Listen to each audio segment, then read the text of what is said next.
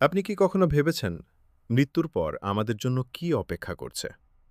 এই দুনিয়ার কষ্ট, দুঃখ, কাঁদা সবকিছুর পর আল্লাহ আমাদের জন্য কি রেখেছেন? আজ আমরা কথা বলবো সেই জায়গা নিয়ে, যেখানে নেই কোনো কষ্ট, নেই কোনো ভয়, শুধুই শান্তি, সৌন্দর্য আর অফুরন্ত সুখ। সেই জায়গার নাম জান্নাত। কুরআনে বলা হয়েছে, জান্নাতের দরজা খুলে দেওয়া হবে মুমিনদের জন্য। ভাবুন, আপনি দাঁড়িয়ে আছেন এক বিশাল দরজার সামনে, যার সৌন্দর্য এই পৃথিবীর কোনো কিছুর সাথে তুলনাই হয় না। ফেরেশতারা বলবে, তোমাদের উপর শান্তি বর্ষিত হোক, তোমরা এখানে চিরদিন থাকবে। এই দরজা দিয়ে ঢোকার সাথে সাথেই আপনার সব দুঃখ, সব কষ্ট, সব ভয় শেষ। জান্নাত এমন এক জায়গা, যা কোনো চোখ কখনো দেখেনি, কোনো কান শোনেনি, এমনকি মানুষের কল্পনাতেও আসেনি।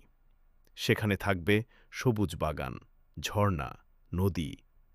কুরআনে বলা হয়েছে, সেখানে প্রবাহিত হবে দুধের নদী, মধুর নদী আর বিশুদ্ধ পানির নদী। ভাবুন তো, একটা পৃথিবী যেখানে সবকিছু আপনার জন্য তৈরি। গাছের ফল আপনি চাইলে নিজে থেকেই আপনার সামনে চলে আসবে। জান্নাতে থাকবে সুন্দর প্রাসাদ, যা তৈরি হবে স্বর্ণ, রূপা, মুক্তা দিয়ে। আপনার নিজের জন্য থাকবে এক বিশাল রাজপ্রাসাদ। কোনো ভাড়া নেই, কোনো দুঃখ নেই, শুধুই আপনার নিজের রাজ্য।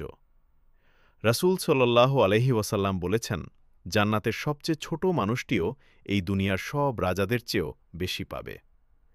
জান্নাতে কেউ অসুস্থ হবে না, কেউ বুড়ো হবে না, কেউ কাঁদবে না।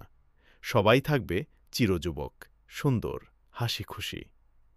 আপনার পরিবার, আপনার প্রিয়জন, যারা ঈমানদার, তারা আপনার সাথে সাথে থাকবে। সবচেয়ে বড় সুখ কি জানেন? আল্লাহকে দেখা। এটাই হবে জান্নাতের সবচেয়ে বড় পুরস্কার। আমরা সবাই জান্নাত চাই, কিন্তু তার জন্য কি করছি? নামাজ, সৎ কাজ, মানুষকে সাহায্য করা, হারাম থেকে দূরে থাকা। এই ছোট ছোট কাজগুলোই আমাদের জান্নাতের পথে নিয়ে যায়। আল্লাহ দয়ালু, তিনি চান আমরা জান্নাতে যাই। তাই আজ থেকেই নিজেকে বদলাই, আল্লাহর পথে চলি। কারণ কারণ এই দুনিয়া ক্ষণিকের, কিন্তু জান্নাত চিরস্থায়ী। আপনি কি প্রস্তুত সেই জান্নাতের জন্য?